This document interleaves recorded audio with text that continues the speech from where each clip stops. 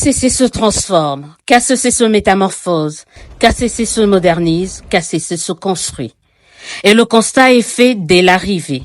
Bienvenue à l'aérodrome général d'armée Denis Kaloumé. L'hommage rendu au tout premier commandant du service national dépasse largement la seule façade du dit aérodrome. À l'intérieur des différents salons, en commençant par le présidentiel, vous y trouvez le reflet de l'ambition de donner le meilleur. Donner plus, doter le meilleur, voilà ce que vise le service national en construisant cet hôpital qui se veut ultra moderne dans ce coin de la République démocratique du Congo qui semblait être loin de toute civilisation. Ici, tout est pensé, tout est réfléchi afin de fournir des soins de qualité, comme l'explique ici le lieutenant général et commandant du service national, Jean-Pierre Kassongo Kabouik. Nous allons nous spécialiser dans l'orthopédie. Il y a plusieurs accidents de travail ici.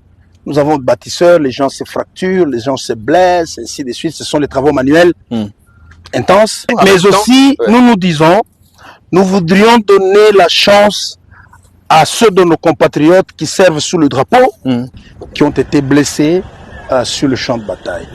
C'est vrai, on le voit par exemple au Kankokolo, à l'hôpital militaire général, ils sont traités. Mais après, il se pose toujours un problème de réinsertion. Et nous voudrions accompagner cela. D'autres vont aller au Kankokolo, mais si nous avons une clinique spécialisée ici, d'autres on pourra les amener ici. Nous les soignons et après leurs soins, nous les réinsérons. Nous leur donnons un OP de terre, nous les encadrons en leur donnant semences et engrais, ou nous faisons de l'éleveur. Comme ça, ils ont une autre débouchée dans la vie. Vous voyez, quelqu'un qui a été blessé, qui ne se dise pas que je me suis sacrifié pour la nation et après la nation m'a abandonné. Et que je suis abandonné. Ça les rend frustrés. Mais ça aussi a un impact sur ceux-là qui doivent aller se battre. Ils vont se dire, mais ceux qui sont partis, qu'est-ce qu'ils sont devenus? Et le prochain train qui va arriver ici, il va amener ces ambulances. Nous avons une ambulance 4x4 parce qu'on peut aller secourir quelqu'un même là où la route n'est pas très bonne, on peut entrer même dans les champs. Et nous avons une ambulance de bonne route, minibus, bien. C'est au profit de bâtisseurs de la nation, c'est au profit des agents et cadres du service national. Et même les riverains aussi. Les riverains aussi. Les riverains aussi. Ils auront le droit de se faire soigner là-bas. Sauf imprévu, c'est en novembre prochain que cette institution hospitalière sera inaugurée. À côté de l'hôpital, le service national avec les bâtisseurs avait déjà construit une école, cette école, qui depuis fait le bonheur des enfants de cette contrée. Des bâtisseurs, mieux, des bâtisseuses qu'on retrouve ici. Elles sont en première ligne dans la construction de Mandala City. Entre guest house, salle de conférence, complexe omnisport, tout est fait pour faire de KCC une destination prisée à l'avenir pour divers types d'activités.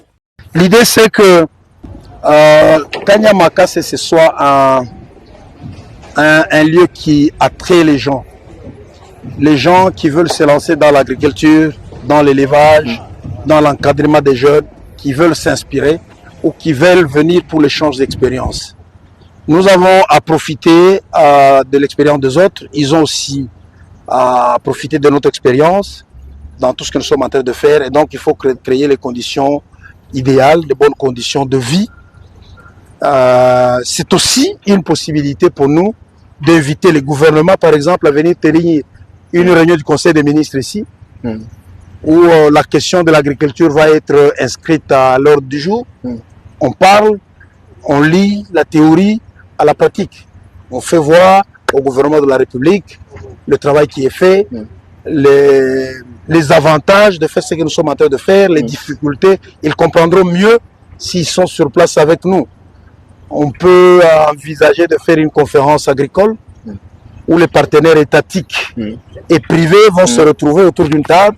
On définit une bonne politique en matière d'agriculture, d'élevage, de développement rural, d'encadrement de la jeunesse et autre chose. En réactivant le service national, le président de la République, Félix-Antoine Tshisekedi Tshilombo, ne pensait pas qu'il venait là de réactiver, voire de réveiller la capacité de l'homme congolais de se transformer et de transformer son environnement.